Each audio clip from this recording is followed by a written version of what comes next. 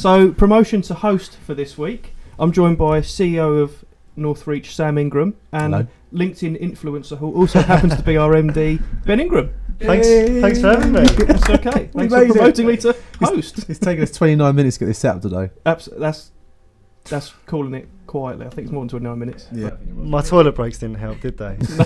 But we're here now. We are. And we're here now to talk about SMEs, how they started, specifically our SME, your SME, Our SME. Northreach. Yeah. So, sort of kick it off. What inspired you both to start Northreach, and how did the name come around?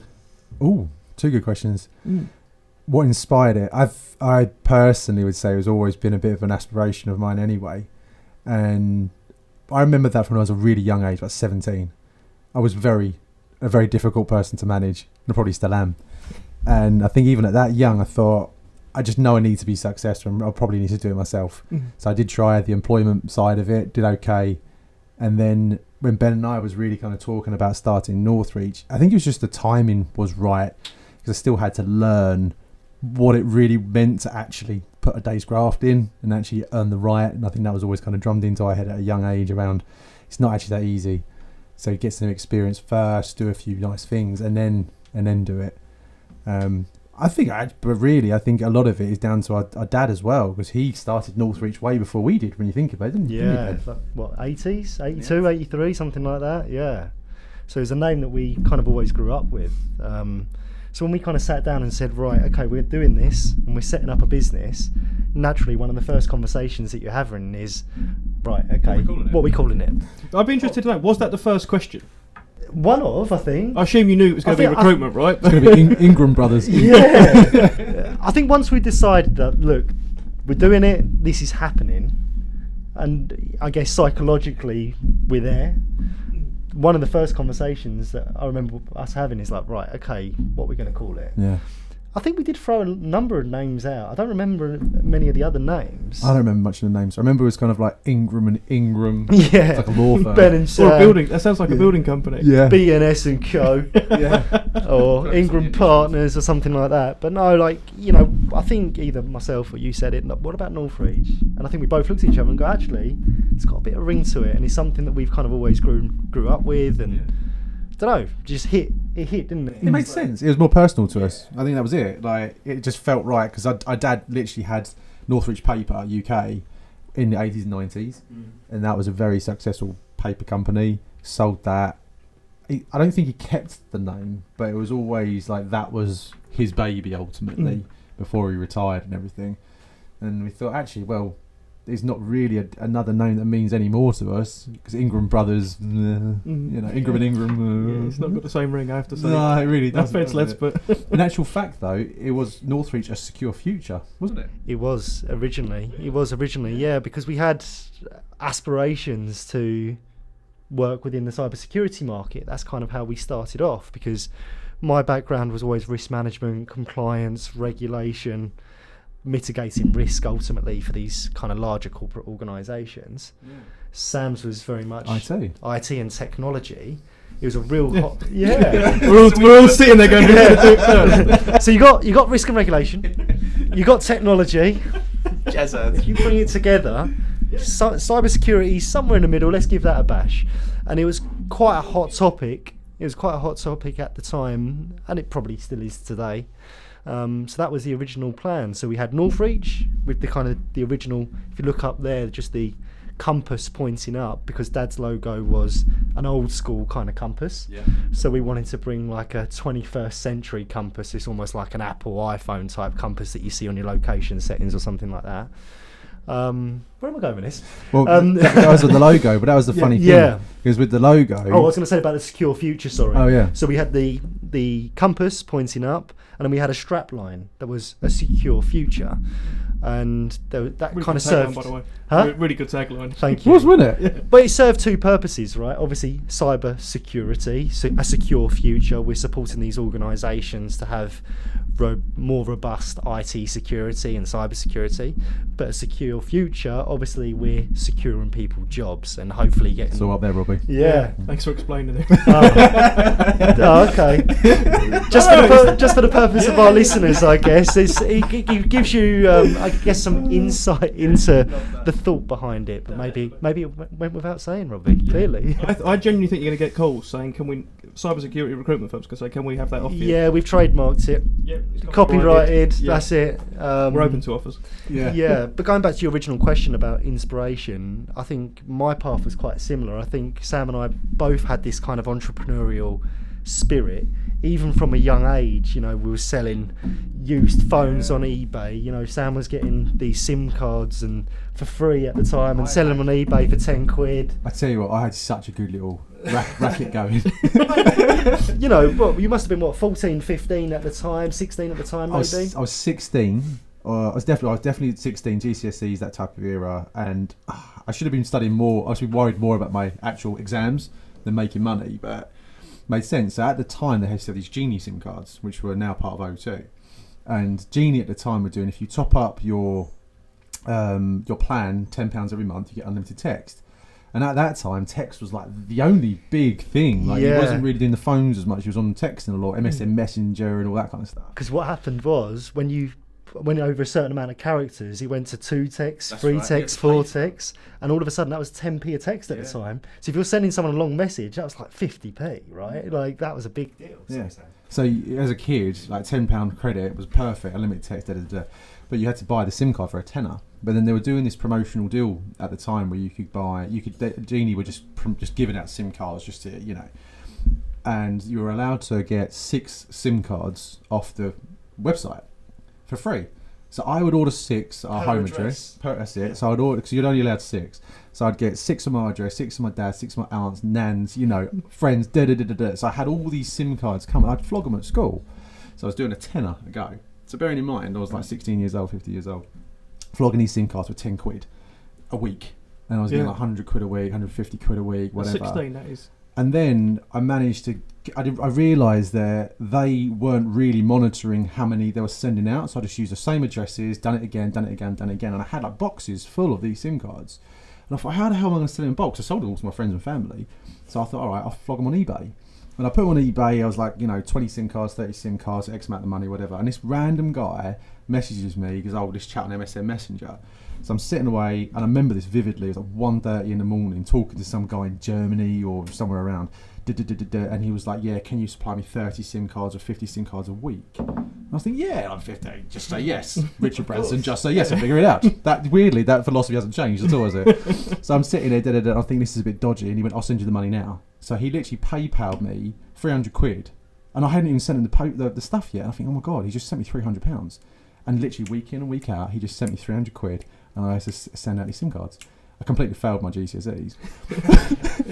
But the principle was, it was all there. The money was being made.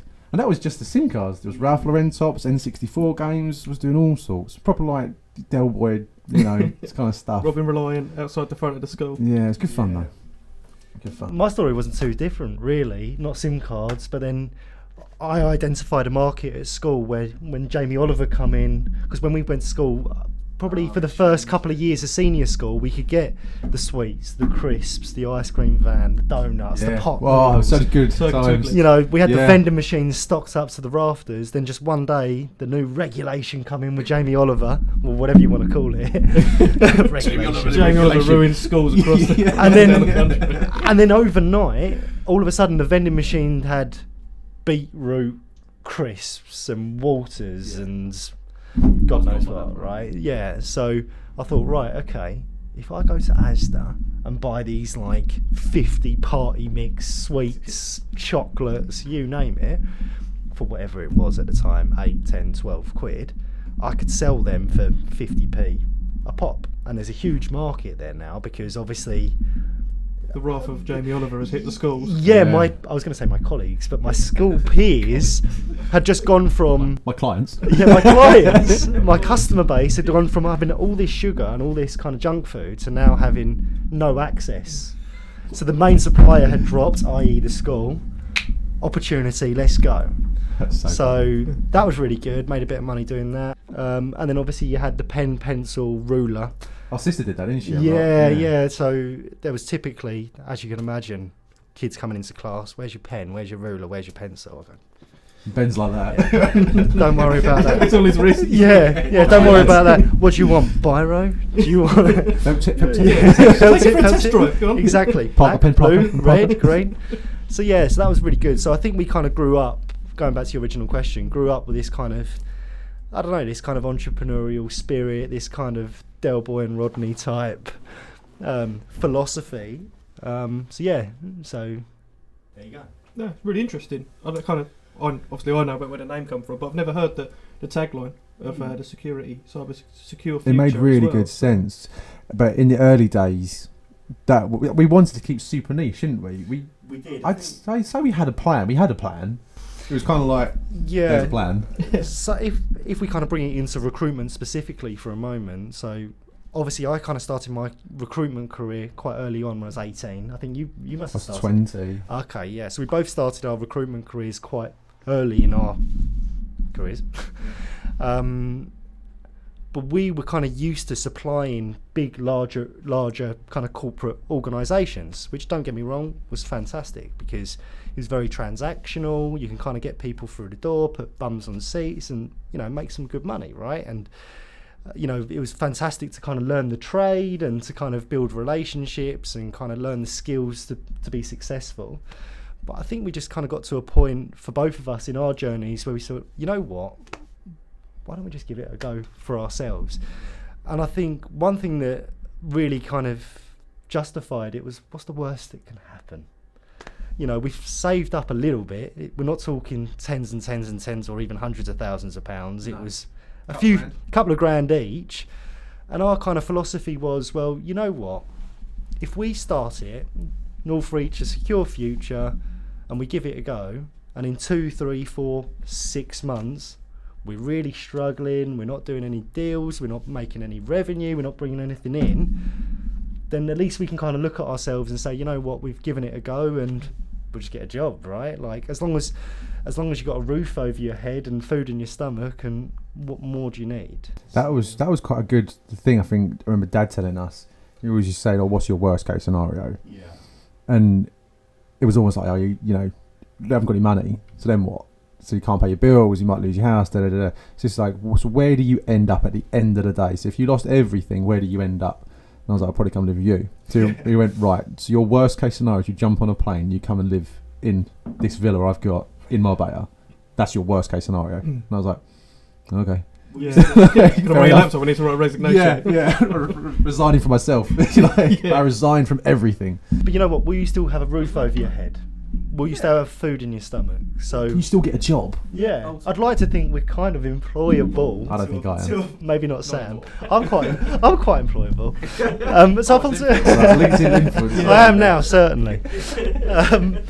But no, you know what? In all seriousness, I thought, you know what? If we give it a go for 4 or 5 months, and I have to start applying for jobs, as long as I've got a roof over my head and I'm not going hungry, then let's give it a go, right? So you was young, weren't you? I always forget about this because when we started it, you'd have been what, 23? So let's think. So we've been going 8 years now. We just celebrated our 8th birthday. I'm 32 now, so I was 24. 24. Wow. So I was 24. How old are you now, Robbie? Robbie's been 22 for 5 years. I was thinking about this the other day. I joined at like 20, and I think I'm still 20. So I'm 23. I'll be 24 in July.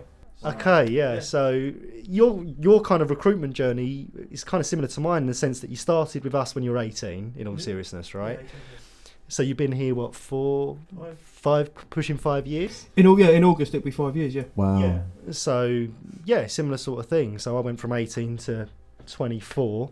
Obviously, I had the benefit of my brother by my side and a little bit more experience and that sort of stuff, which we can get into in a little bit as well. But 18 to 24, let's do it. I was fortunate enough that I'd saved enough to buy like my first house and that sort of stuff as well. So, which is obviously a lot more difficult nowadays. It wasn't easy back then, but it's a lot more difficult nowadays. It does seem to be, doesn't it? Because I remember when, like you said, I think we were still lucky that we worked for a lot larger agency first of all, and they were a good agency from the years that we were there, and you got to earn some decent money pretty quick. So it was just clever without being clever. I think it was just you earned enough money to go, yeah, I need to buy a house. Yeah, I need to do some holidays, do some nice things. I think you got to that point where you do all those and it's just, well, just do it bigger, do it better. And things change. And I was at the old agency for 8 years anyway. So for me, I was a bit like, I've done it, I've seen it. I might not have grown it the way they wanted me to, but I don't think I ever had the inspiration or the passion to do it for somebody else. So one thing I think I realised quite quickly is that in business, people buy from you. And I think this is quite nice in terms of like Small Business Week this week. I think a lot of it does start from there to go, why do I need the corporate banner? I mean, it has like a solid purpose in my mind for experience and progression and security and all those wonderful things. But if you're that way inclined to kind of go, yeah, but I know how this works and I feel like I can do something different or better, whatever word you want to use, I think that's kind of either in you or it's not. It's not a good or a bad thing, but I think that's really where a lot of small businesses end up like spinning out. Yeah, I was just thinking even then, like, so how many small businesses have spun out of exactly like what you Ben guys knows have the done? stats on this, don't you? Yes. That was a loaded question. What was the question, Robbie? So you said also about, spinning out of larger organisations that say, look, I want to do this a different or better way. How many businesses have actually spun out of larger organisations? What's the split? I mean, even since the inception of Northreach, I think the whole landscape and the whole dynamic of the way that small businesses run now is completely different. It seems like small businesses pop up every I forgot the stat, but I think it's something ridiculous. Like there's over 1,000 new UK businesses that set up every single day. They kind of go on a day. So they go onto company's house and register a company. I'm going to check that after this podcast. How many do you reckon fall off as well? Well, so this is the interesting part. So if we kind of fast forward a couple of years after our inception, I don't know about you, Sam, but after 6, 9, 12, 18 months, your friends and family are turning around to you and going, look, you and Sam started a business. How are you getting on? And it's always quite difficult, for me at least, to answer that question because it's almost like a measurement of your own expectation or your own level of success. After 12, 18 months, you're kind of just happy that you're still going. Yeah. Because statistically, I think after the first year, I think over 30% of companies fail. Really? Over 30, so 1 in 3 ultimately, after 12, 14 months, whatever you want to call it, or the first year, 33% will no longer exist. Then you kind of go into the second year and you go, okay, after 2 years, probably another 10% drop off. When you kind of fast forward to the 5-year period, I think you're actually more likely to drop off and fail as a small business or as a startup business than not. I think the stat that I've read, there's different statistics and different sources of information, but I think for the UK it's around 56% of businesses within 5 years will fail. Yeah. So when people used to ask me the question... That's surprising, actually. Yeah, it's quite a shocking stat, really, right? I'm guessing the first year, 2 years is purely just about survival, right? It's just make sure we can, and those figures might have spiked because of COVID, possibly, over the last couple of years. I've got some sort of stats here. Do you want to listen to it? Yeah, go for it. So there's different types, right? So you've got this micro, small, medium and large. They break it down here, and this is on the startups.co.uk website. So micro companies, so this is companies between 1 and 9 employees, account for 95.5% of all private kind of businesses in the UK. Really? How mad is that? 95%, less than 9 people. Yeah. So 95% of the companies that operate in the UK only have 1 to 9 people. There's 5,337,075 companies in that. Wow. And then small, which is 10 to 49 people, 3.9% of the whole of the UK businesses. That's 210,000 different companies. But 3% on top of the 93 for micro. Yeah. So that's all of a sudden 96. That's or 96. whatever it is. Medium, 50 to 250 people is 0.6%. And there's only 35,620 companies. This is 2023 data as well. Really, that's surprising because I thought that would be one of the largest segments. I think this is the perception, though. I think this is perception of what you see in media. It's all big brands and but behind it is actually it's not. But large ones, right? So 250 plus, 0.1%. There you go. 0.1% is only 7,655 companies over that number. And you raise a good point, because it's like, you know, bringing back to what I said earlier, 99% of companies in this country, probably globally as well, right? But in this country, 99% are small, medium-sized organisations, or majority are small organisations, right?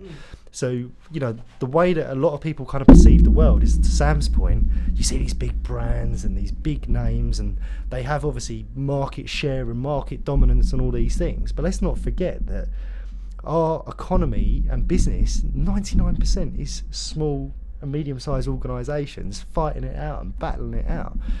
And one thing that Sam and I always felt quite passionately about is we never tried to give off the impression or a perception that we were larger than we are. No, never. And I think maybe it's changed now, I don't know, but back in the day, I think if you were starting a business, you wanted to always show that you were bigger than you are. You had multiple email domains. You had aliases, as we've seen. You know, aliases. Yeah. You know, you have a prestigious office address in Mayfair or Canary Wharf. You have an 0207 number or an 0208 number. We got hung up a bit about that, though, didn't we? Yeah, we did a little bit. But you know what? When we started, 0207, 0208, they'd actually all gone. All the variations are gone. So you can no longer get an 0207 or 0208 number at the time. Really?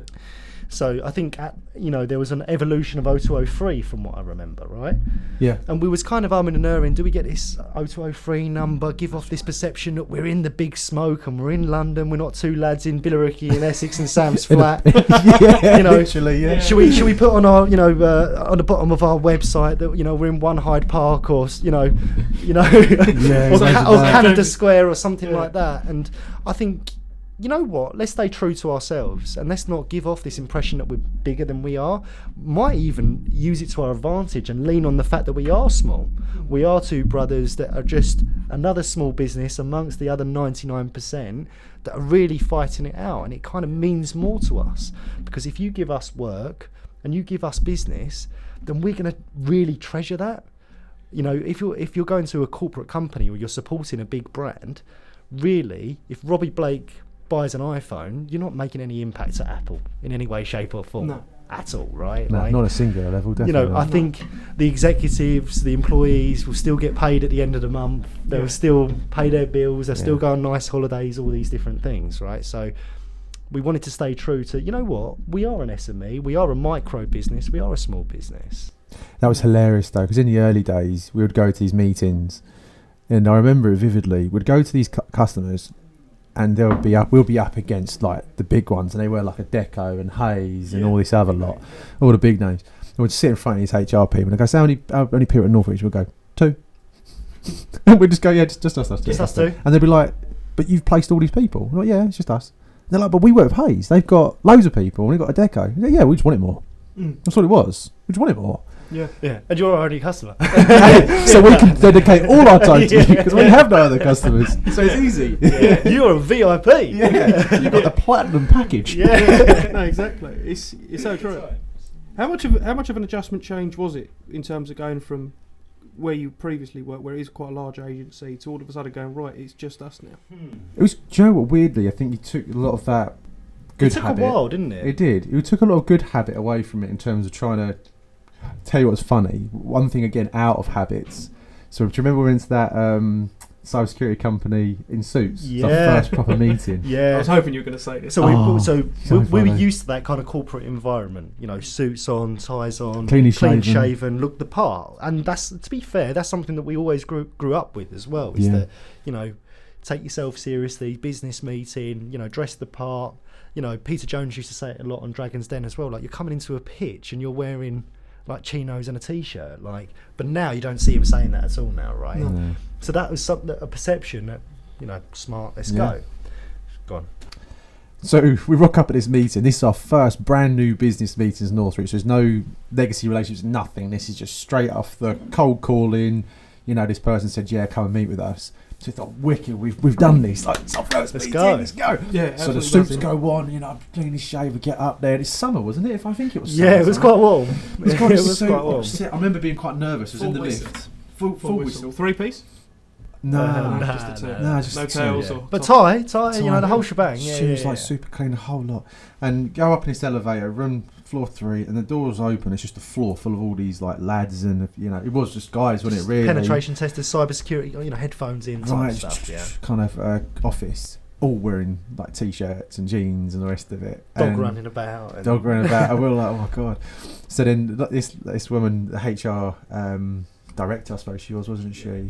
Gemma, yeah. She said, "Oh, look, guys, you look really smart." And it brought us into the boardroom, which was at the back of the office. We had to walk through this office, looking around, going, "We are well out of." Stick out like a sore thumb, Really? like a wart on a pig's ass. Yeah, it really was. It was really bad. Sits us down, and I remember the CEO. I think it was the CEO. He comes waddling round. He had a can of beer, didn't he? Can of beer. And this was at 10 in the morning, half 10 in the morning. 10 in the morning. Yeah. With a bit of a belly on him, and he like you know, like asteroids t-shirt sort of thing, baggy jeans, like really dirty Converse. Sits down and puts his beer on his belly. He goes, "What do you two look like?" Oh. Yeah. And it was just the most hilarious thing because it was You've just. gone from big banking. Yeah, we went from big banking to working with like insurance. you know, Goldman Sachs and Credit Suisse and Barclays, HSBC, you know, the whole lot. Where that's what you did. Yeah. So now it's just like, oh right. And I think it was very quickly we realised that we really need to make this our own. And what we learnt was wonderful and great, but this is a whole new playing field. So there was a bit of an adaptation there. And I think it was more exciting when we done the deals because 100%. I think there was one thing I don't know, like I definitely felt later on that he was doing deals and it was like, yeah, you get a handshake, but it's like whatever. And particularly when he was doing new business, it's like, all right, whatever. And then when we was doing it for ourselves, that was a big deal, wasn't it? But I remember we'd do a deal, we would just go to the pub. It goes wicked. We just made a load of money. There's only 2 of us, and we're doing it from my house. Like we have no other overheads. Yeah, literally just cheapest. This just Cheapest chill laptops out. and Watching 2 hours of Catfish a day. That was it. But, you know, you speak about the adaptation because we was working at Sam's flat in the early days. So I still had the benefit of having that Disconnect, yeah. disconnect, but also that psychological commute that I'm getting ready for work. So it's traditional routine. You were get you full up. whistle in the flat? No, but what I was going to say was I would actually, I'd like to have a I shower. would actually still put a shirt on. I might not put a full we suit started on, doing that, but yeah. maybe in my mind, because I was so used to that mindset, I guess, I thought, you know what, I'm going to get up, I'm going to take this seriously. We started a business, you know, put my chinos on, put a shirt on, walk to the station, get on the train, albeit I'm just going from Wickford to Billericay now rather than Wickford to Liverpool Street. Walk up, knock on Sam's door, here for work. Sam just had to walk down the stairs. Yeah. Right? Like if it was left and You left. should have put like a little clock in and clock out. But no, going to your point though, is like, right, okay, well, we start work at 9 and usual sort of corporate routine, I guess. Yeah. But we'd get to what, 12:30, 1 o'clock, and go, right, lunchtime? Yeah, lunchtime. All right, cool. I've got to cook chicken or whatever we had. Right, okay, we have nice cooked chicken and big baguette and salad and all that. And so should we go sit in the lounge and watch Catfish or something like that? 3 hours So later. literally, we would sit there in Sam's lounge, right? Put Catfish on and have our chicken baguette and all the rest of it. Sometimes I go, well, should we watch another episode? 3 hours would go by. And go, you know what? I might as well just go home. I think one day we watched the whole of Titanic. Right? I've had a little snooze at some point. Yeah. Literally an afternoon nap. We go on 3 o'clock. Exactly. Or on the days that we done deals, we'd be like, right, okay, you know what? We've done our first deal or second, third, fourth, whatever it was. It's like, tell you what, because it was the summertime as well. We started in the summer, which was quite nice. So the company was incorporated officially in April, but we didn't really properly start day one till sort of June, July time. It was after my birthday, I think. It was August, wasn't it? Or I think we started. We left in the June, I think it was, roughly at that time. And then I went to Spain, didn't I? Yeah. For my birthday. But this is what's strange about the mindset thing, right? Is that now we're so used to this kind of remote working, hybrid working, laptops, whatever, right? I think it was like week 2 or week 3, Sam already had this Spain trip booked. Yeah. Which was cool, which was fine. But then I used to still go to Sam's flat on my own to go to work. Dick and key. Does that make sense? It's like, No, not at all. Not if I'm being honest, but No, I but- do get what you mean. Yeah. But why? Hang on a minute. Why am I getting up in the morning, putting a shirt on, getting the train to Billericay, walking up, getting a key to Sam's flat to sit at my desk, despite the fact that Sam's not even here? Why don't I just work from my own house? Yeah. It was like thinking about it now. It's so ridiculous. Cheap house sitting, I guess. Yeah, it was result. Yeah. Think about it now. It's so ridiculous, but it's like that's the mindset that we were kind of in. So to your earlier question, it did probably take a while to really adapt. It did take a while to adapt. So actually, we don't have anyone to answer to now. We had a few adaptations really in those early days though, because you kind of get over that. I really take this a bit more seriously now. Yeah. And I think we had a website, it was like whatever, wasn't spending any money. I mean, that logo cost us 50 quid and it was just like a mock-up. The guy was like, well, we could do something like this. And we just went, oh, that'll do. There wasn't a that whole logo's team. evolved a lot since then. It has evolved a lot you know? since then. Shout out for Ivonna on that one. Yeah, when you said, we paid 50 quid for the logo, I saw Ivonna's go, no, we didn't. You paid for the blue bit. The blue bit, yeah. Because it was just an idea, wasn't it? We thought that's good enough for us. That'll do. And I think he wanted to charge us more. Like, I think he wanted to charge us the VAT, and I said, we're not VAT registered at the moment. Can I come round and drop you off some cash? But that was kind of, where we were at the time, right? So, but we had a point where Amy was pregnant with Jacob, which was my first son, and it was like, we can't really be in the flat anymore. Yeah. We need to get an actual office. But we didn't want to spend any money. Because we weren't spending anything, were we? There was no money was being spent on Northreach in terms of like marketing or finance. Or everything was just done between me and Ben. Yeah, literally just a phone bill. We had a phone bill, VoIP phone bill. Physical phones with a cord. Phones. We bought them from Argos. Yeah. We still got one somewhere, I think. Yeah, I think we should frame a relic of the past. We should frame it and put it in a trophy cabinet. Yeah. But we had like physical, because again, that's what we were used to. And then we upgraded. Do you remember the ones that used like landline phone that you could plug, but it was wireless, like a mobile, but it's still a landline? Yeah. We upgraded to them. Do you remember? Yeah. Like, the phone's ringing like that. I didn't get that upgrade. I still had the cord. Oh yeah. Yeah, we had all of that, didn't we? Yeah, we did. But we had to find space. And I think this was the next part, the first real challenge we had. Oh my God, we actually are doing this and it's working. I was going to say, was it the first time we go, wow, this is real now? Like, it was real, but the funny thing is, between that period of time as well, and we're talking only like 8 months. It wasn't even a long time, was it? It was less than that, because we started really in the June, and then let's say July. January. I think it was early July, yeah. So we moved out in December 2015. But during that little period of time, we realised that cybersecurity thing that we thought was the right market, it was too difficult for us.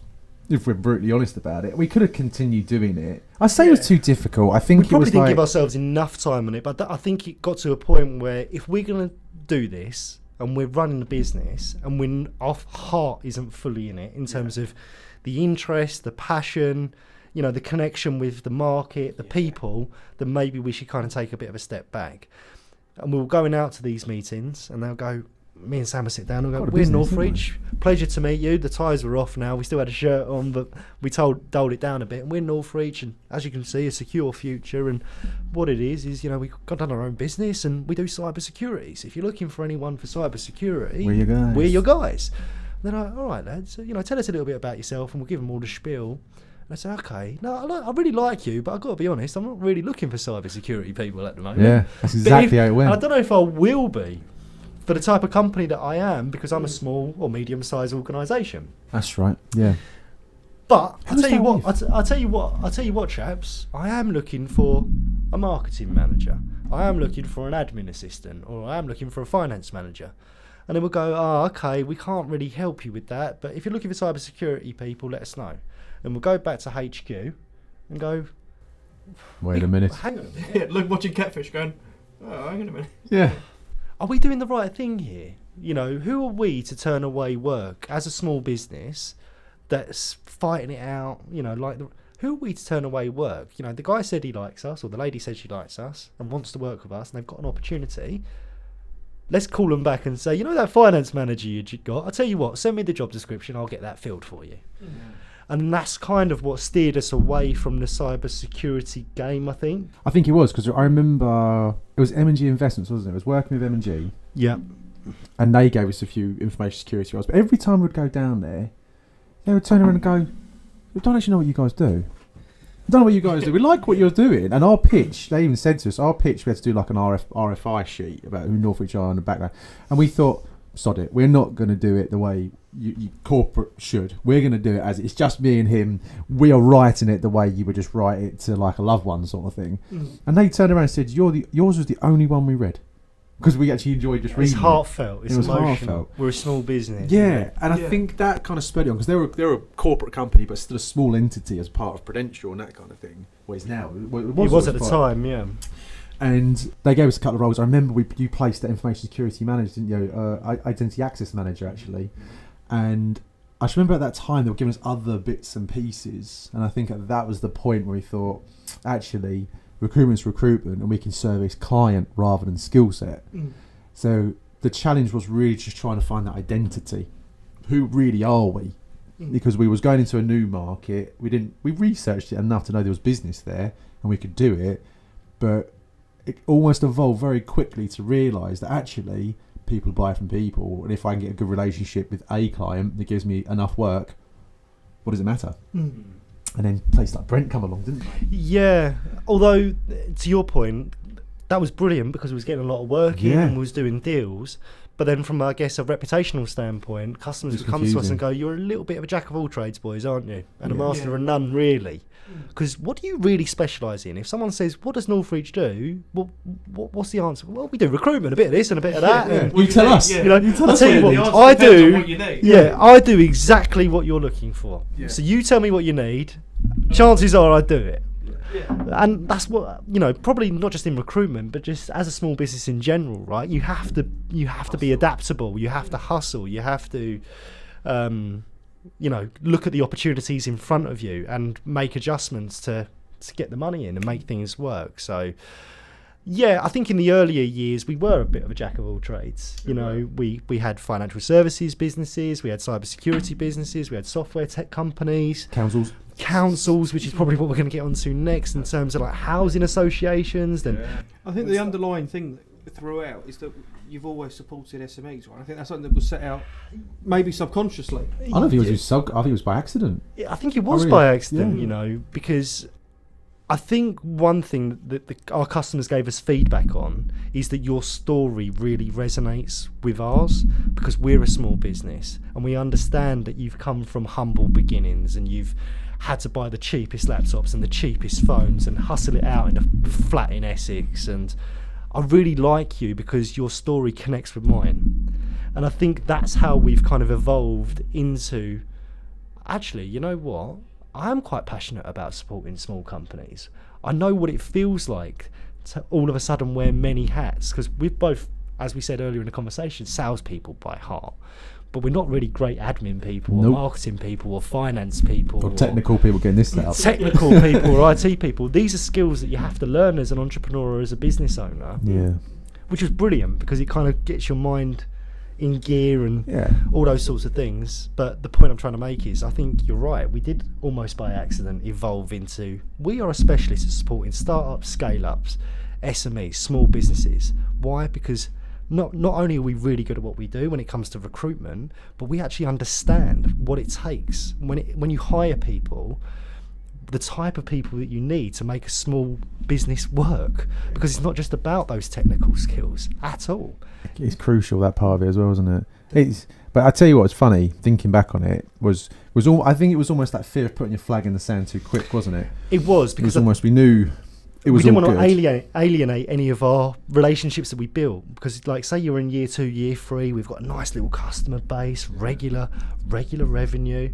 If we put out a message to say we just do this, the customers that are paying our bills and paying our mortgage might go, hang on a minute, boys, you've told me you do ABC and now your website says X, Y, Z. I think finding your voice as well within it as well was quite a change. And I think we wanted to fly under the radar first of all anyway, because I think really just to find our own feet. So that was quite a big change, wasn't it? Like really going from that whole, let's just do a few deals, send an invoice out and just see if the money comes in, to, oh shit, this is actually a business and we've got responsibility and we need to hire. And people are coming to us.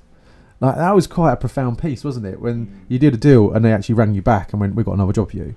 And then you feel that, and you got another one. What else can you do? Like, what can I do? Yeah, basically, but what have you got? What have you got? Yeah. So that's something as well that some people don't know, is that while now we have like bio and digital and talent, even when I joined, we did recruitment, Yeah. and it just tended to be that the background was technology, financial services, and there wasn't actually any biotech at all really when I joined. It was only until We turned it away. First of all, when it first come before Phil started, I was just going, nah, like, not interested.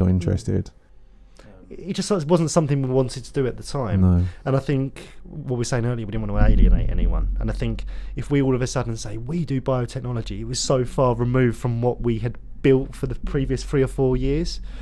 We didn't want to confuse anyone.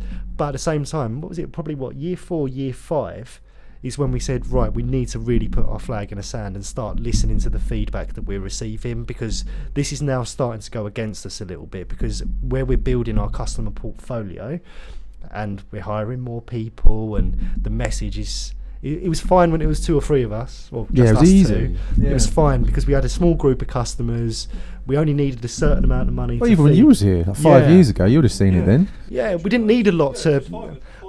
Our overheads were low. Our overheads were low. We were renting a couple of desks. We just had to feed ourselves, right? But when literally 2 or 3 customers giving you work, and it was whatever they needed is what we were doing, and it was and they were happy. They were happy with that, and we were happy with that. But do you not remember? I remember a time, and it was when Paul Jacobs was still doing our mentoring, and he'd come in and go, so tell us about your client split, like tell us about your portfolio. Who are you doing deals with? And we went 1, 2, 3. And he went, what about the rest? And we went, what about the rest? That's it. Because we had 3 clients that were punting us so much work, we didn't really have to go anywhere. No. And I suppose or even have the time to pick up any more customers, because we were so focused on fulfilling what we had. I think this was a big change of, this is that typical, stereotypical wording of working in the business, not on it, that kind of stuff. Because I think we had the work all here. We had we had James, I suppose, was working here. It must have been James was here, and Ray, I suppose, and maybe even Ivonna. Ivonna started before me, so. And then Rob White started. Oh, Rob started before you, didn't he? Rob White. Yeah. So we only had 5. I don't think Ivonna was here at this point, and it was not when this really started to kind of kick, because what happened was we then had a bit of money, didn't we? Because we had the council bringing through contracts, and we had like 40 contractors. We were making so much money from contracts from one client that it was like wicked. It wasn't ridiculous amounts of money, was it? But enough. I think it was just a lot of money because our overheads were so low. Yeah. Does that make sense? Because we're not paying out a lot. We're renting a couple of desks. Robbie was on a modest salary at 18 years old. Yeah. We wanted to feed ourselves. Well, we weren't even paying ourselves hardly anything at that point, but the profit margin was ridiculous because our overheads were so low, right? Yeah, no, exactly. Good times. How things wait a minute. Those overheads now. How things have changed. I don't want the modest salary. I think the girls in marketing spend more in a month than we spend in a year at the old place. But the funny thing was, I think that really, was a turning point there. So when we got, we skipped a generation though, because what we left the flat and we went to a self-storage unit first of all. So let's just talk about it for 2 seconds. The actual kind of evolution went from my flat. Ben had a relationship with this guy, Ed Nation, who owns a self-storage unit in Billericay. And Ed, he was new to that game as well, because his dad supported him financially. He was kind of a start-up business at the time as well, so right? Ed was starting this self-storage business, and he had a mezzanine office, and it literally was at the back of the self-storage unit. So you can imagine just a warehouse, and it had like a staircase, and it was just a room, ultimately, with a little kitchen from the 80s in there, and didn't have a toilet up there, did it? Because you had to go downstairs to go to the loo. Customers used to come in sometimes with the dogs for the self-storage units. So we was interesting. Been in there. No, it's quite interesting to go back. But so we was in there just us 2 first of all. I've got a photo of that. Actually, I've got a photo of you when we were setting it up and everything. And it felt so good. We thought we've actually got had a little meeting room, didn't we? It was no bigger than this that we had. Our space was like this, wasn't it? In actual fact, we had 4 desks like this, literally, but they were like your desk, another desk, this, and that was it. That was Northreach, and we had Pete. We did have Pete because he turned up a couple of weeks after we was there, and that was it. So then we thought, right, we're getting a bit too much work. We'll hire apprentices, wasn't it? That's exactly what we did. Keep it on an cheap, apprenticeship scheme. Get people local, start that whole buzz, and we managed to get James Prentice. And then we tried to hire a few other people, but what was finding is that it's not actually that appealing for young people to work in the back of a storage unit in Billericay. No. So we thought, right, we probably need to get a bit of a better office. £100 a month per desk, that was. Really? Yeah. Aircon, meeting room. Yeah. Although it was at the back of the self-storage, plenty of storage. Yeah, opposite the Parking road to the spot. pub. Did we have parking? You could park. Yeah, it was a little bit funny about the parking. It was actually in a prime location, not far from the train Yeah, station. it's easy. Good Again, days. overhead's low. I think that was our only overhead, right? Just the Office. desk. Oh, internet was included with that as well, wasn't Yeah, it? internet was included. We weren't Yeah. paying for phone bills or anything. Not even paying for phone bill. Were we paying for a phone bill? We were paying for Vonage, weren't we? Okay, still yeah. had our But again, Vonage that was boxes. like £25 a month. So when you think about our overheads, it was like £100 each a month for the desk. We'd already bought our laptops from PC World. We'd already bought the £15 Yeah. Argos phones. I think our overheads a month was about £350. Literally. And then when Yeah. James turned out, it was a bit more for another desk. It was like 500 quid maybe overhead. And then we moved to a serviced office, didn't we? And that's when Ivana, Robbie, Rob White, Ray, all those All guys come into the all come fold, into yeah. the fold. So, but it was a similar sort of setup. It was still a co-working space. It was just a little bit more modern, a little bit more. It was just a Fresh, bog standard right? office at that point, wasn't it? Yeah. It was fresh and it had all the amenities and a kitchen, as you saw. Yeah. But do you remember that massive whiteboard we painted on the wall? Oh, that was a nightmare Yeah. getting off. Yeah, I didn't try and get it off. I think I went on holiday. But yeah, do you know what? Looking back at that old office, it was actually it was quite bland. But yeah, that whiteboard we had It was amazing. unreal. It really It was very good. Yeah. It took some time, but I'll tell you what, when we moved out, getting that off was it was a real pig getting that off. But I remember putting that together thinking, So it had yeah, like every deal we had. it had every... Just for the listeners, it was actually painted on the wall whiteboard. We must have a picture of it somewhere that we can like. I've got a picture of it. I was taking it off on the day we left. Yeah, and then the landlord said, obviously you've got to put it back to how you had it. And we said, yeah, no problem. That's Man. absolutely fine. Took 4 of us to do it, didn't it? Oh, you need to use the paint that we Arctic use. white, wasn't Double diamond Dulux Snowman white. That's it. I was Snow like, Mountain okay, White. well, whatever. You know, Charlene's dad helped us out. He went, Ben, you do realise this is £180 a tin or whatever it is. I was like, what? I went, that's nearly a month's worth of overheads for us.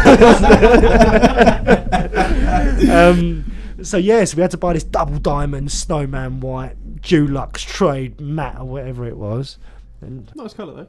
it was alright. It was alright. That's when we moved out, and then that's when we found this place, which was a big step for us because it was like we've gone from the flat self-storage, which was a co-working space, cheap co-working space, to another co-working space, to now with no contracts really or obligation or month to month. But when we moved into this place, it's like the landlord wants a 3-year term. Yeah. You know, guarantee, which we kind of negotiated out of, but he wanted a personal guarantee at the time and all these different things. But this was a big step now. Yeah, I remember moving in.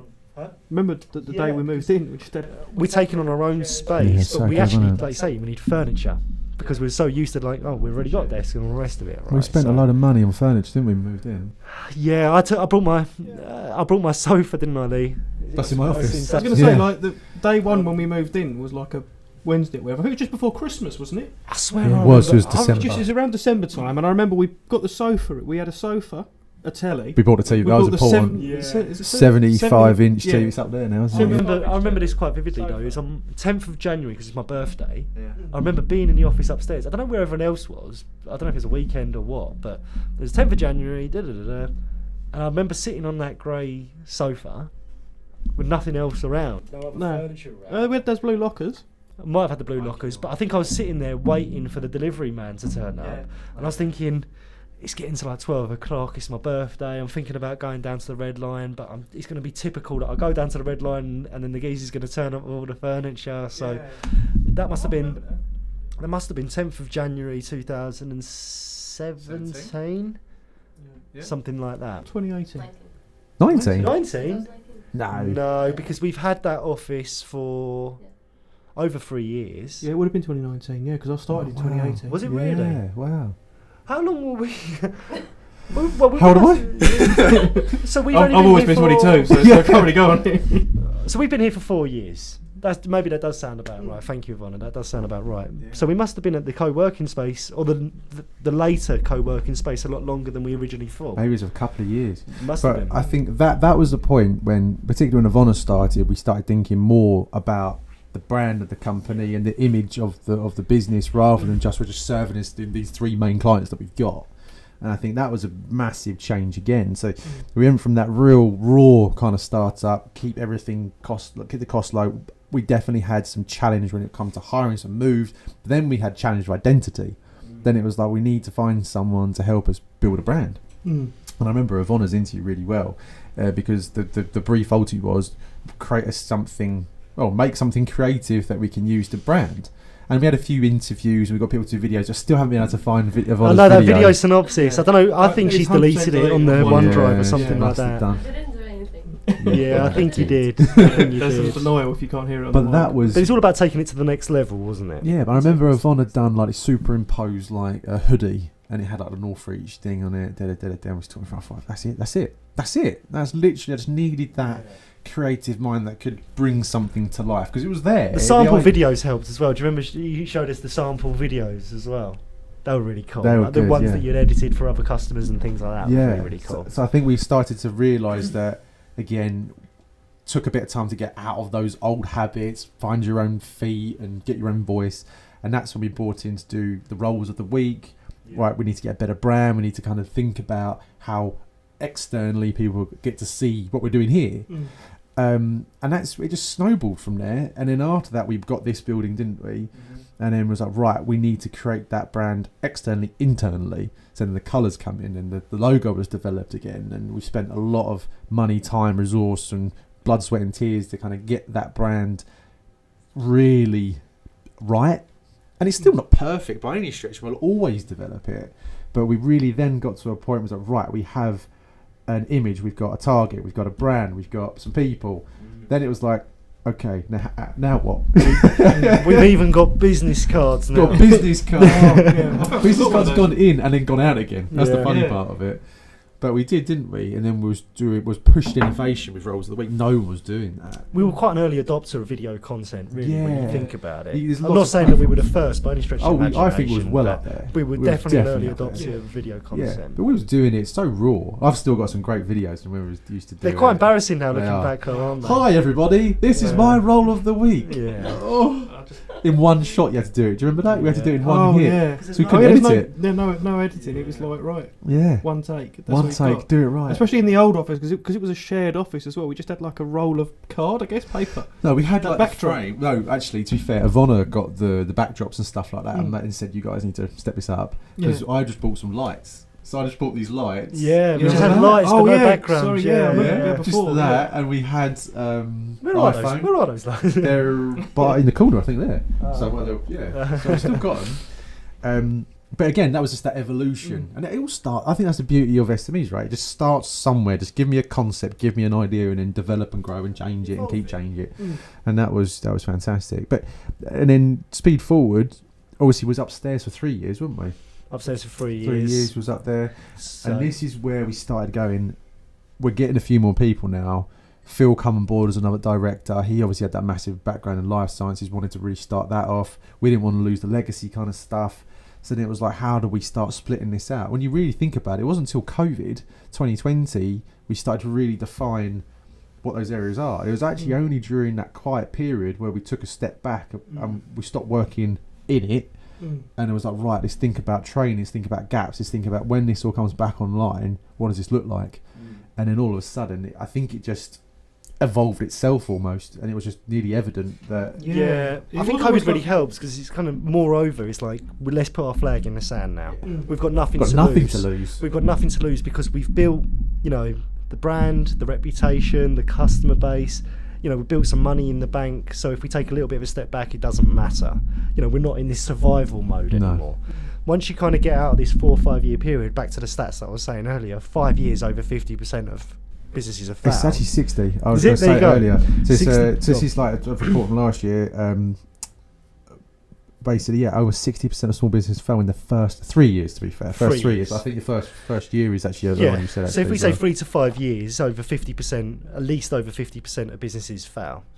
So when we were in kind of year 4, year 5, I'll tell you what though. Before you say that, I remember there was definitely a point where it felt like that, didn't it? it did. I think you get, going back to my original point, year 0 to 3 really did feel like survival. It was and survival. our mindset was, of course, always let's reach for the stars, let's thrive, let's go after our goals and motivations. But really, that kind of survivor instinct kicks in. It's just like, let's just survive. Let's get some customers on board. Let's get some money in. Let's make sure our kids are fed at home. Yeah. We're paying the mortgage and survive. And then there was this kind of turning point, probably on the approach to COVID. It was the year running up to it because we was doing really well at that point. We was weren't doing we? really, really well. We were absolutely flying. I thought, Quite you know blinkered what? though, because it was quite tunnel vision. It was like you're almost still in that survival mindset, but it was just like, we're going really well. Just keep going, keep going, keep going. Yeah, Just and I keep think going. that's why our kind of customer service and our kind of level of quality has always been so good, because we've always had this survival mode that treat that opportunity and that vacancy like you're lost. Like, give it so much love, attention, time, effort, blood, sweat and tears. Just put everything into it. And we haven't really come out of that mentality, that fire in the stomach, like we need to survive. But year 4, let's say, was like, actually, let's put our flag in the sand. If we alienate people, we alienate people. So let's do it. I think we started saying no at that point as well. And I think we was at this point now, it's like, you know what, because we have moved on and the company has evolved and we've got more people now, we know what we want to do, let's stop saying yes to everyone and stop saying yes to every opportunity. Let's go on. Yeah, no, you're right, because I was just thinking about a few deals that we'd done in the early days that I would never do now. I would just tell them to just go away. Then one of the first ones, remember that estate agent was like, you basically take this fee, otherwise we're just not hiring them. Remember that? Yeah. We went through a lot of kind of turbulence with a lot of customers that really we shouldn't have onboarded in the first place. But again, it was like, who are we to turn away work? You know, we've been operating for 2 years. We're in survival mode. If someone wants to give us an opportunity, who are we to say no? But in reality, not all business is good business. It's bad business. We're well beyond that now. So yeah, year 4, year 5, let's put our flag in the sand. We do biotechnology with the onboarding of fantastic hire of Phil as a director. And we do obviously digital, which incorporates kind of our legacy financial services business that we've all got a background in. And more recently, obviously talent as well, right? I mean, that's been a complete evolution, and weirdly enough, I think that's why this SME market works so well, because I think it's a luxury position for companies to have like a dedicated talent acquisition team, dedicated HR, dedicated this, that are thinking about that whole recruitment talent acquisition piece. And let's face it, not all SMEs are going to hire all the time, so why do you need a full-time TA? You don't. And we're seeing that in this market now in 2023. Like last year and the year before, it was like, we need them like they're gold, you know, throw money at them because we've got tons of hiring. 2023 comes around, it's like, actually, now sod that. But we still need some sort of support. And that's why the service we're doing now in talent's quite interesting, because it's like, we'll just turn it on and turn it off then. You can bring us all that whole strategy around talent acquisition that you want to do as and when you need it. You don't have to pay me a pension and like, you know, a medical thing. You don't have to worry about my performance. You don't have to put me on a head count. Just literally pay me an invoice. I'll do X amount of hours and whatever you need to do, and we'll get it done. Like that, to me, I think, has been such a nice. And I think service. COVID springboarded that. Oh, really. big time. I think not just for us as a business, but it probably got a lot of other companies and a lot of other business owners thinking that actually the world isn't predictable. No. Things can change very, very quickly. And I need to have contingency plans. I need to have flexibility. I need to be a bit more agile in my approach. You're right. And actually, weirdly enough, that was the next kind of real big change, wasn't it? Because at that point we had the brand that was building, we had a client base that was growing, we had hires that we were making, but then it all changed again. It went down to this a real digital world, didn't it? Because even at that point, our jobs were very much, you have to be in this office to do it. And not so much here, but like generally speaking, in recruitment terms, you had to be in an office. But we kind of took that stance to a point, didn't we? Oh, well, we did, but do you know what? I love saying this to people, because everyone got really like, oh my God, like what are we going to do with all our people working from home? I remember you and me sitting going, because we had laptops, didn't we? Like the Surfaces we bought, because we bought these for purely the purpose that really you should be out the office meeting more than you're in. So having something like this bit of tech we've got now makes complete sense. Good battery life, it's so portable. You can put a VoIP on it. All your business is here. So all cloud-based. All cloud-based, all secure. Wonderful. Off you go. Go to end of the world if you want to, and just take that laptop and you can trade. And then COVID come along, and I remember it was James that said, "Oh, we should be working from home. This is not right." And I was like, "Okay." And it was, "What's the plan?" And I was like, "Well, just pack your laptop on. I'll see you in the morning." That was it. See you in the morning on Teams. On Teams. Yeah, sorry, yeah. We should Sorry, have clarified that, sorry. See you in the morning on Teams. Yeah, it was And literally. that was literally the plan. We didn't have to worry about infrastructure or technology, maybe security, but then security the only was thing we had all to sort was monitors, because a couple of us didn't have monitors at home. It was monitors. literally like, But you could take monitors from the office. Yes. So we was ready to Bit rock like and roll. cabling, and that was done. Yeah, But but they our know business continuity planning, really, we done quite well without even thinking about Yeah, it. we had it all there without even Yeah. realising it. So we were quite fortunate in that sense. Like to Sam's point, there you go, carry on as normal.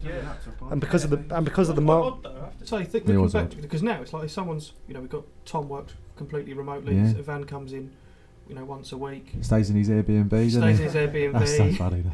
Yeah. But like looking back before COVID, it's like the thought of actually just working from home and going on a video call was quite alien. Almost. It was very alien. It's When a you weird, look back, it's like how have we not? do you know been what though? doing Do this for you years know and what's years? really shocks you though? We've had the technology for actually quite some a time. long Yeah. time. But I don't think I went on a video call much before COVID ever.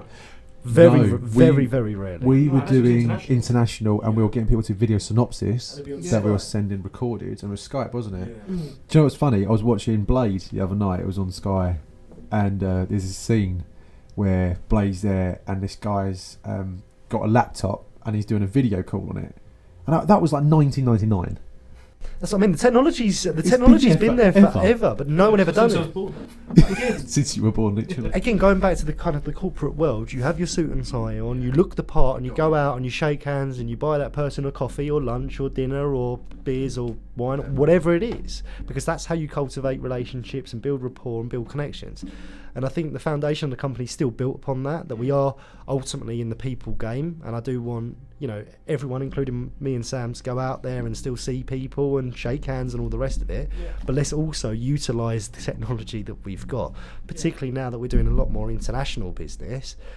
Logistically, physically, it's not possible to be in the Netherlands today, in Boston tomorrow, on the West Coast the next day. We can only be in one place at once, right? So it's good to have that flexibility and the technology to adapt. So Yeah.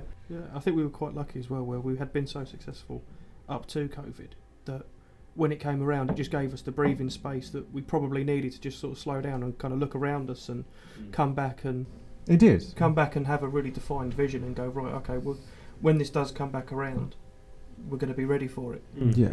These things do come in cycles, without sounding negative. Not you cannot predict the future.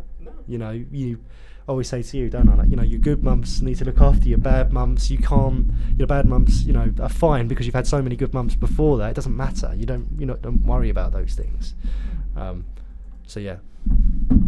Any other questions, Robbie? So, where is the road ahead, or what is the road ahead?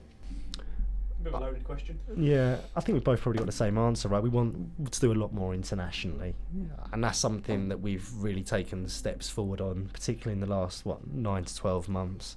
We're doing a lot more work internationally, and I think we want to have a lot more global presence. I think the market's definitely got even smaller in terms of like a geographical perspective. I think again, this whole idea of relationships, which I still feel like are important to it physically, but everyone does it on Teams now, so you can trade with Australia a lot easier and America and those things, and people do treat it as seriously as if you was in London, and we're 30 miles away from London, but we're doing deals in America and all over at the minute, and they're like, we're giving exactly the same level of service and they're buying it.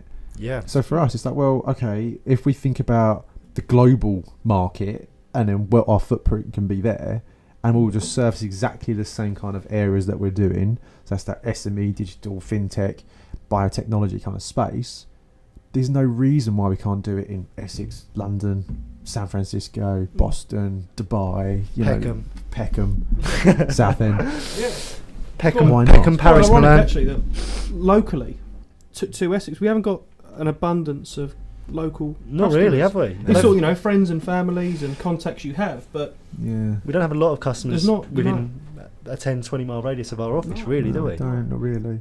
But I think that's a big part of it. And then keep working on the brand and the environment, I think, and actually just kind of building on that, what it really means to work here. I think that's something we'll just keep working on. Just making sure the actual environment's right. We've got this new office now, which is double the one we had upstairs. Yeah. and it's still very much phase 1.2 at the minute. Yeah. You know, we need to make it a bit more right, and it needs to really feel like a Northreach kind of office. It's kind of there. We're getting there. I think our priority was to make it functional, right? We made it functional. And We've got a functional office. It's a nice. It's not like it's a. I tell you what, it feels like. I think I mentioned this at Christmas. It feels like we are starting again. Like 2023 seems to be like, right, we actually now, if you was to do it all again, knowing what I know now, I'd start it like we started this year. I'd walk in going, right, we need these resources, we need, you know, this kind of environment, this technology, this is the market, this is the plan, this is the strategy. I'd do it like that, the way we started this year. So I feel this year is like a good reset year because COVID's over or not, or whatever. Everyone thinks about that. But in my mind and our minds, it's like that's kind of done. That chapter's closed. We've learned from that and whatever, and it gave us a really good sense of what can happen and what we can do. And now it's like, right, so where do we go from here? And that's been the big question I've been asking myself. So what am I doing? But I think it's about just looking at a few longer term goals. I think really we've always planned it year on year and said, look, this is what we're doing, this is what we're doing, this is what we're doing. But it should be more like, this is where we're heading, and this is the ultimate goal. And I think for us, it really is, we still need to go international. We need to still hire more individuals in that bio and digital kind of space that can work on more of like an international level.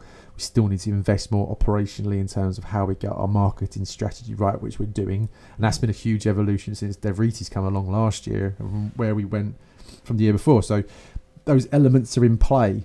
And then I think really, even from a finance perspective, we're going, right, we are making more revenue as a business, but how can we invest that more appropriately? And how do we ensure that, you know, that our targets are right? I think they're the things that we need to work on a little bit more as we kind of go ahead. And actually, I think that would just give everyone a lot more clarity around, like, well, why am I here? But I'm getting paid and doing a job and running the cycle.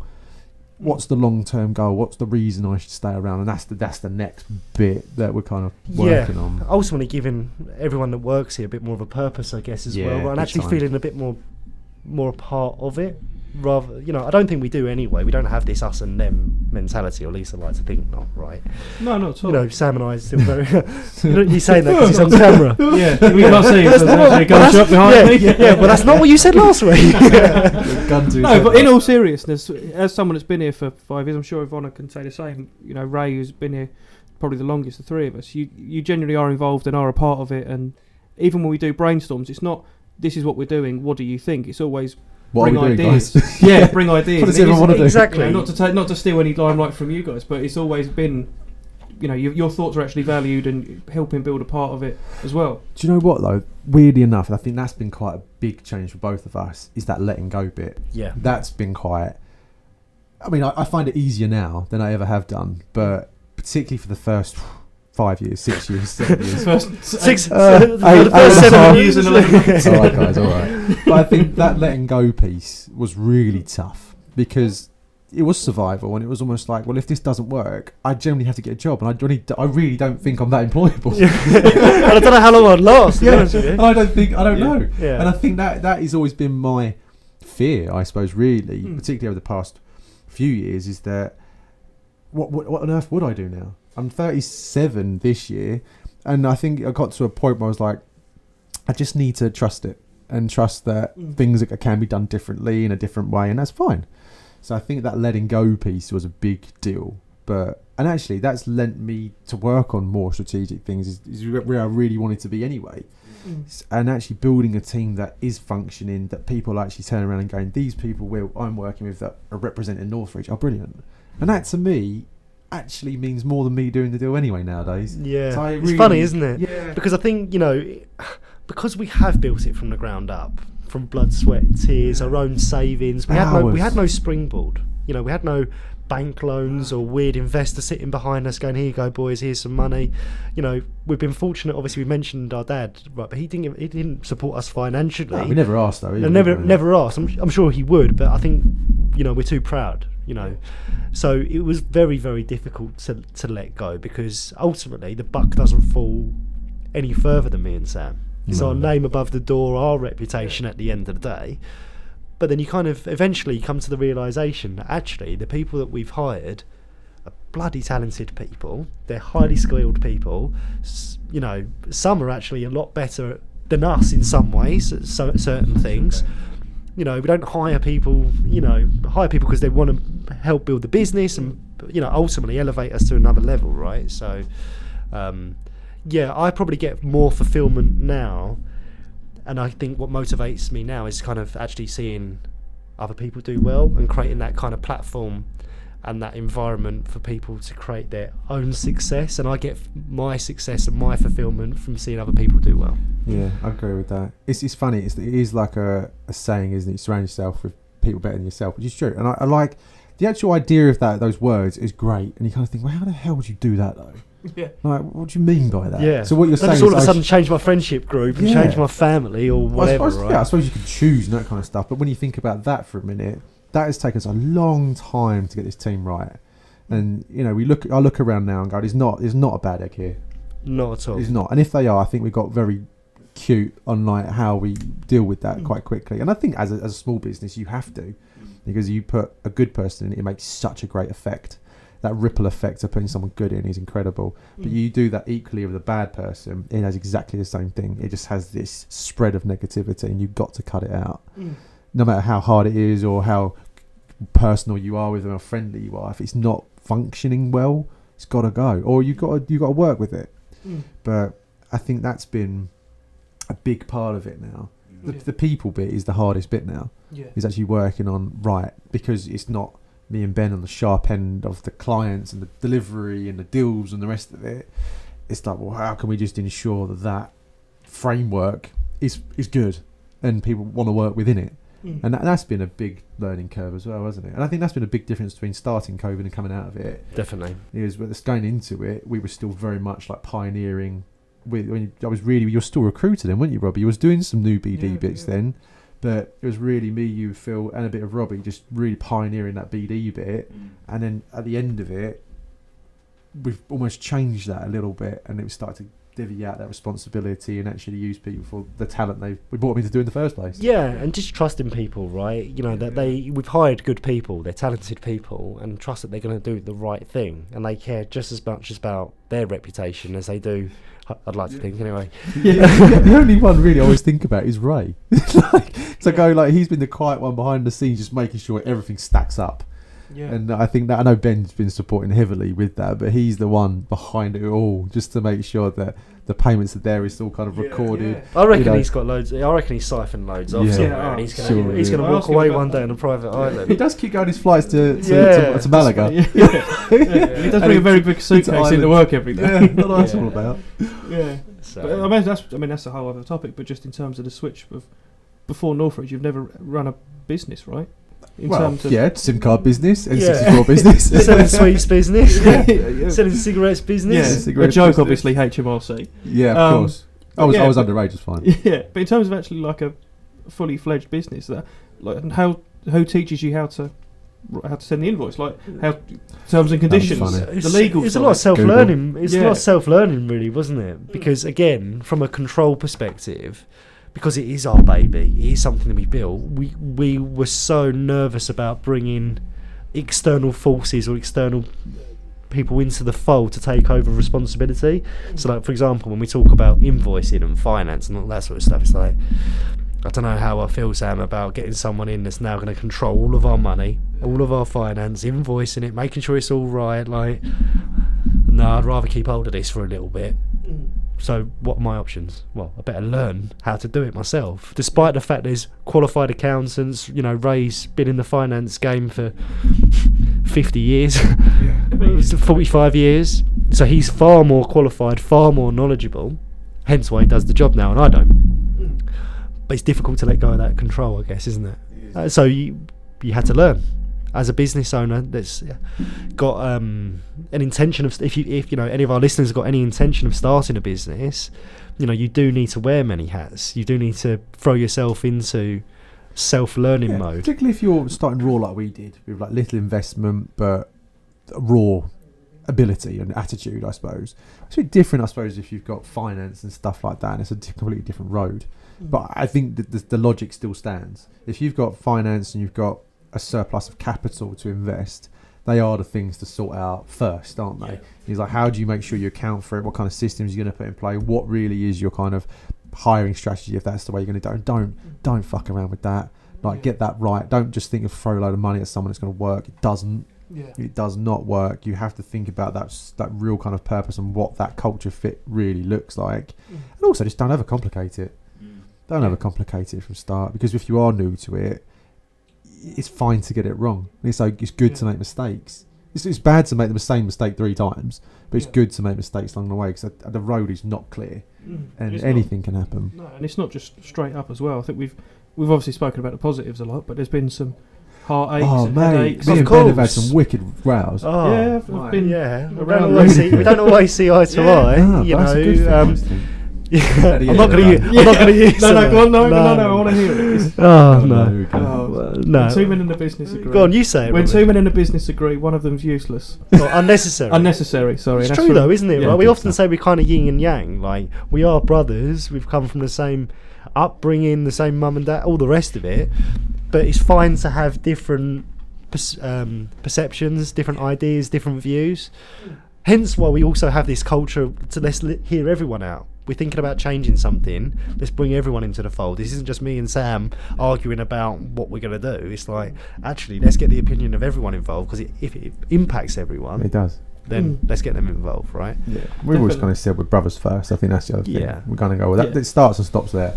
And the business is the most important thing other than that, but it is secondary to that. So we're just trying to think, well, just remember that at the start of it. It's not fall out fully over this. No, it's not worth it. Because that is isn't it? worth it. No, not at all. It's really not. But you I've feel said like being a it's not family business, you know, the emotions naturally run higher. Yeah. You know, the arguments are a bit more fiercer. The when things aren't going so well, you feel it more. But when things are going really well, everyone feels that buzz and that celebration and that excitement. And of course, it's been a roller coaster, man. Like, but I wouldn't. You know what? I wouldn't change anything. You No, know, I I know wouldn't you change mentioned anything. earlier that if I could go again, I would kind of maybe springboard us forward 3 or 4 steps to maybe move it in here today, right? But I don't think I would change anything, because I think the lessons that we've learned. yeah. Do you know what I Well, mean? they Like- got us here, didn't they? yeah, ultimately? exactly. Yeah. And that's because we've got the treasure map now, right? If we had to go back to day one, you know, doomsday, we've got nothing left, everyone's gone, no money, whatever. Big office. Yeah, we've got a bloody big office that we're signed up for Lovely the next 2 Lovely years. kitchen, yeah. Yeah, so we're in a comfortable environment, Yeah. but most importantly, we got the treasure map because we've walked and treaded, Treated. We'll go for it. tread the path. Yeah. So Well, there you go. there you go. Interesting. Well, I think that wraps us up then, right? Unless you've got anything else. I don't know if I'm going to be invited again, because you're thinking, you know what, it's gone well over an hour and you just waffle on. So, think well, thanks for having me. No, it's good. It's great to have you. It's nice to be the host as well. It's, Yeah, thank you. I feel Really like good hosting. I feel like I needed a soundboard. I think that's something we're going to push. Yeah, like foghorns. Yeah. But I think we covered some really good ground there. It's good. I think so. Shame we didn't record it. Could you imagine? No, I did. It's fine. Yeah. I Cool. hope- Well, We'll that's find us out. signed off then. Nice Thank you one. very much for having me, Robbie. Sam, thank Thanks you. for coming. Appreciate it. See you Till next next week. time.